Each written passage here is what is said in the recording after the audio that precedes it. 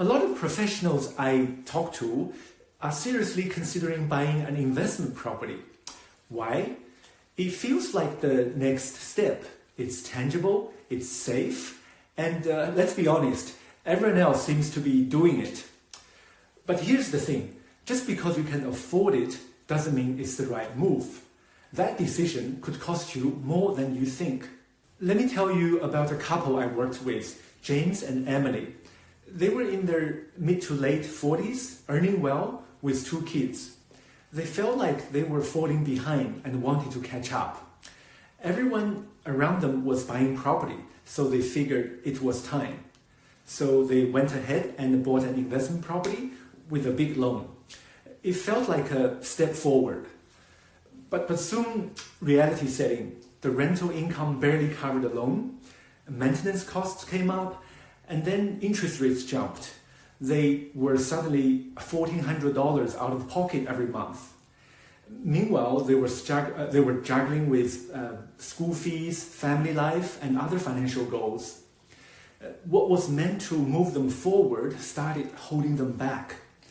That's when they realized the problem wasn't just the property, it was the lack of a clear plan. A lot of people assume property is a guaranteed path to wealth, but borrowing to invest comes with real risks. Property is illiquid, which means it is difficult to access your money when things change. Property is high commitment. It requires a large debt and a long-term repayment obligation. Property is also expensive. It comes with very high buying and selling costs, such as stamp duty and real estate agent commission. It also has high ongoing maintenance and upkeep costs.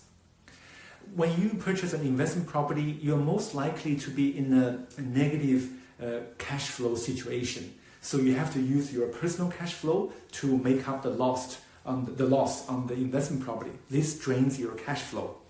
And you are betting or hoping on the capital growth in the future. Now, if that capital growth doesn't come in time, or if it's subpar, you end up with an underperforming asset. Now, there's another thing you need to remember. Life does change. Your job, your family, your goals all evolve.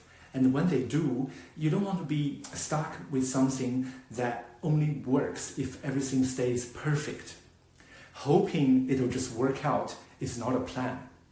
You don't need to go all in on one big asset to build wealth.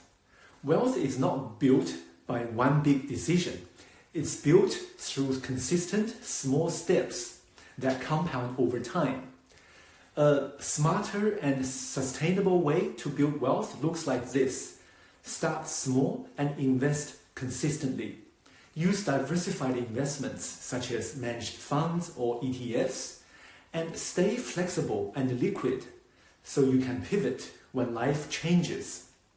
This way you build wealth without locking yourself into debt, tenants, or a rigid strategy. Because when you overcommit too early and life changes, you might have to exit early.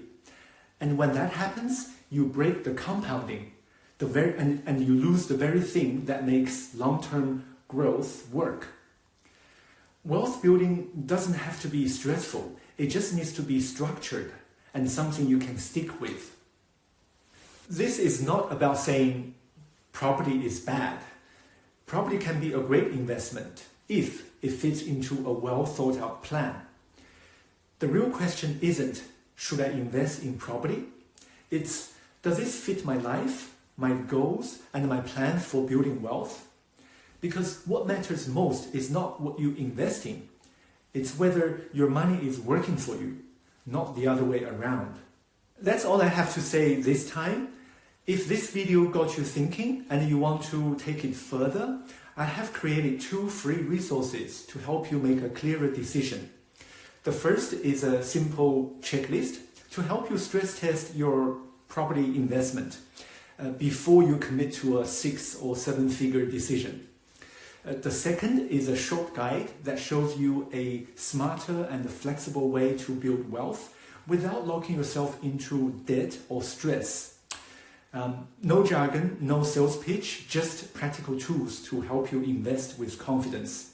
You will find both of them below this video. And thanks for watching. I will see you in the next one.